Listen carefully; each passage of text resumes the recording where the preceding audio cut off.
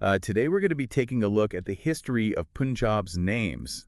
It's quite the story. Yeah, I mean, just reading the title of the article we're looking at today from rankerschoice.com, I knew we had to dive into this. One bun. Names of Punjab through different time periods.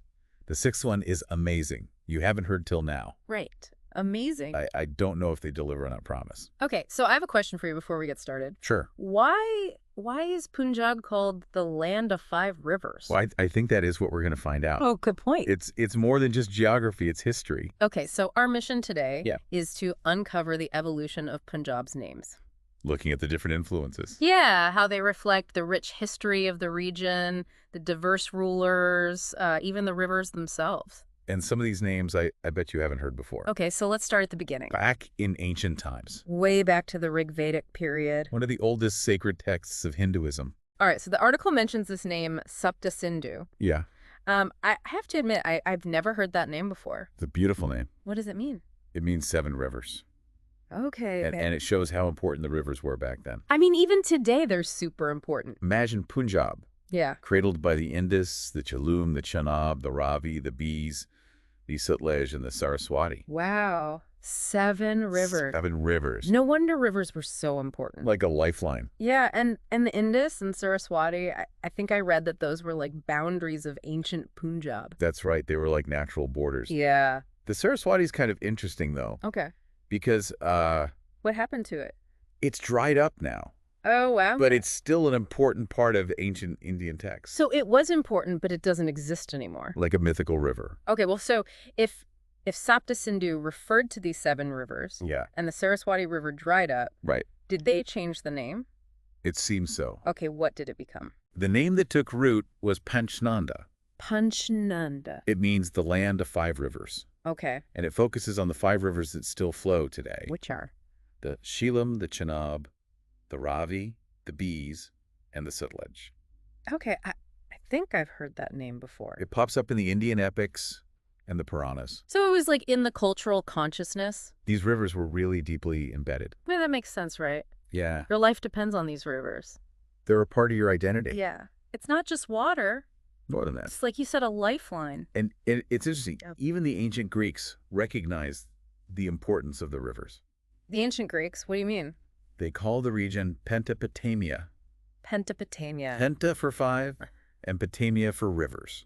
Oh, so they also knew it was the land of 5 rivers. Different civilizations Wow. across huge distances. Yeah. They all recognized how important those rivers were. Wow. So we already gone through a couple names here. There's Yeah. more. What else? There's Taki, or sometimes Takdesh, Okay. named after the Tak tribe, Oh, I see. and ruled the Yeah. region for a long time. I've never even heard of that. The kingdom was called Sekia. Sikia. Yeah, and we actually have documentation from a Chinese traveler, Really? Hyun Sung. Wait, Hyun Sung, the Buddhist monk? Yeah, that's the one. He traveled to India, That's right. and he mentioned this Takdesh. He did. What did he say? He actually detailed the boundaries, Wow. stretching from the Indus to the Beas River That's incredible. I mean, think about it. We have firsthand accounts from way back then. describing Punjab in those times. That's amazing. Okay, so we talked about how rivers influence these names, Right. but the article also mentions 2 kingdoms, Huh. Trigarta and Madra. Yeah. And they were actually part of the Mahabharata, Yeah. one of the most famous Indian epics. Yeah. I mean, I'm assuming that's not just a coincidence. Not at all. Okay, so what's the connection? Well, Trigarta was a pretty important kingdom. Where was that located? Present day, Kangra and Jalandhar. Oh, wow. And Madra Yeah. was located near modern-day Multan and Bahawalpur. Okay. And they played a crucial role in the epic's central conflict. So these ancient names, Yeah. they're connected to real kingdoms And and bang, historical figures. it all ties together. Yeah, it's really cool. And as we move into the medieval period, Okay. we'll see even more change and shifting powers. All right, so from ancient rivers and epic battles, what's next? Let's find out. Let's go to the medieval period. Okay, so we've gone through ancient Punjab. Yeah. We've seen these names based on rivers and, battles and epics. It's a lot to take in, Yeah, it really is. but we're moving on now. Yeah, to the medieval period. What happens next? Yeah, what happens to these names? How do they change? Well, this is where we see some big shifts. Okay. We see changes in power, Yeah. New influences. I mean, is this when the Mughals arrive? That's right. The Mughals come in. Okay. And with their reign comes a new name. Which Lahore Suba. Lahore suit. Okay, so Lahore was the capital then. Yeah, Lahore. Makes sense. It was a natural choice. Yeah. I mean, it was in a great location. right. And the culture was so rich. Yeah, it really flourished. Lahore became a real center under the Mughals. It makes sense to call the whole region Lahore Suba. Yeah. But wait, the the article mentions two Subas, Oh, right. Suba of Lahore and the Suba of Multan. Yeah. What's that all about? Well, Emperor Akbar, Uh-huh. he was known for his administrative skills. Yeah, he was a good ruler. And he decided to actually divide the region Okay. into those two subas, Why'd he do that? probably to make things easier to manage. Makes sense. The region was so vast, Yeah. so diverse. Right. Two subas made it easier to govern. I mean, it's really interesting What is it? that these names reflect how they ruled, Yeah. not just the place itself. It's all connected. Okay, so we've got Lahore Suba, Right. but then the article also mentions the Raj. Oh, yeah. Is it the same thing? Not really. Okay. We need to go a bit further in time Okay. for Lahore Raj. Okay, how much further? To the reign of Maharaja Ranjit Singh. Okay, Maharaja Ranjit Singh, I know that name. Yeah. He was a Sikh ruler. Yeah, a really important one. Sometimes they call him the Lion of Punjab. I've heard that. Yeah, I've heard he was a great military He leader. was a powerful leader. Okay, so is this still under the Mughals? Not anymore. Okay. This is a new empire. The Sikh Empire. The Sikh with Empire. Lahore as its capital. That's right. Still Lahore. Okay, and this was Lahore Raj. Yes. Okay, and what happened to the region? Well, under Ranjit Singh, Uh-huh. the boundaries expanded a lot. Oh, wow. I mean, they stretched from Ladakh all the way to Shikarpur. Ladakh to Shikarpur. And from the Sutlej River to Peshawar. Wow, that's a huge It area. was a powerful empire. Yeah, it Yeah. really was. So what happened next? Well, Maharaja Ranjit Singh, Yeah? he died in 1839. Okay. And that was a big turning point. What happened? Well, the British, Oh, right. The British were in India then. yeah, they were already here. Okay. And they were expanding their control. Mm-hmm. And when Ranjit Singh died, they saw an opportunity I see. to take Punjab. To increase their influence. Yeah. And they did right. Yeah, they did. They annexed Punjab. There were some conflicts. Oh, right. The Anglo-Sikh Wars. Yeah, they fought a couple wars. And then the British took over. And Punjab became part of British India. So is this when the name changed again? It did. Okay. What did they call it? They called it Punjab province. Punjab province. Yeah. Okay, that sounds familiar. Yeah, So that was the British? that's right. Okay, but I thought Delhi wasn't in Punjab. Oh, you're thinking of modern day Punjab. Yeah. The British changed the boundaries. Oh, right. They added Delhi to Punjab province When did they do that? after the Sepoy Mutiny Oh, okay. in 1857. So the British redrew the borders. They changed things to fit their needs. Interesting. So it wasn't the same Punjab as before? No, the boundaries were different. Okay, and did they stay that way? For a while. Yeah. But then they changed again. Really? They changed them again? Yeah. When was this? In 1901, Okay, what did they do? they created a new province, What was it called? the Northwest Frontier Province, Okay. or NWFP for short. And they carved that out of Punjab. That's right. Why'd they do that? Well, that area was really important. How so? It was the northwestern frontier, Okay. and the British wanted to make sure they could control it. Right, for strategic reasons. Exactly. So even under the British, Yeah. Punjab kept changing. The boundaries were never really fixed. Wow. And I mean, I guess the biggest change was still to come Oh, yeah. with partition. 1947. Yeah, See. that must have been a crazy time. It was a tumultuous time. So tell me about what happened. Well, in 1947, Yeah.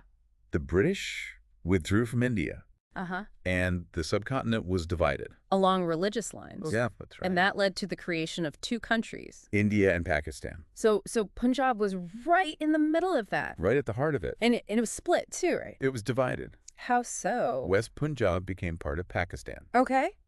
and East Punjab stayed with India. And that was based on religion. Yes. West Punjab was mostly Muslim, And East Punjab. mostly Sikh and Hindu.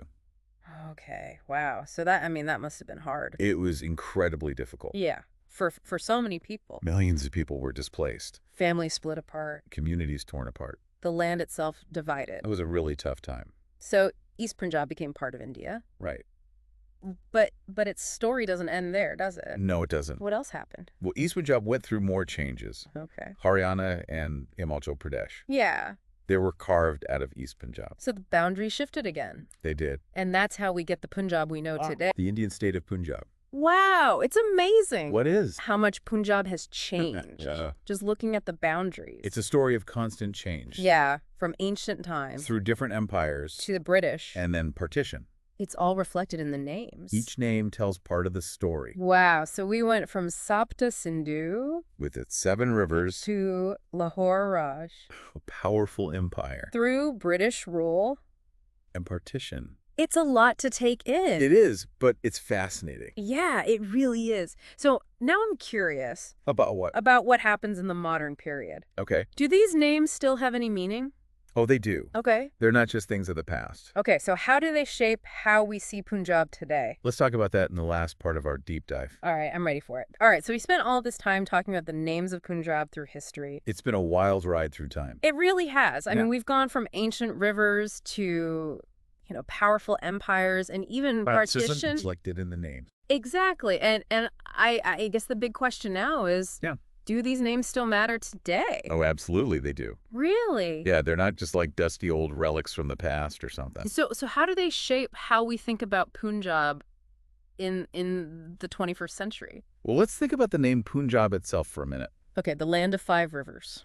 Right, 5 rivers. But What? only 3 of those rivers are actually in the Indian state of Punjab today. Oh, that's right.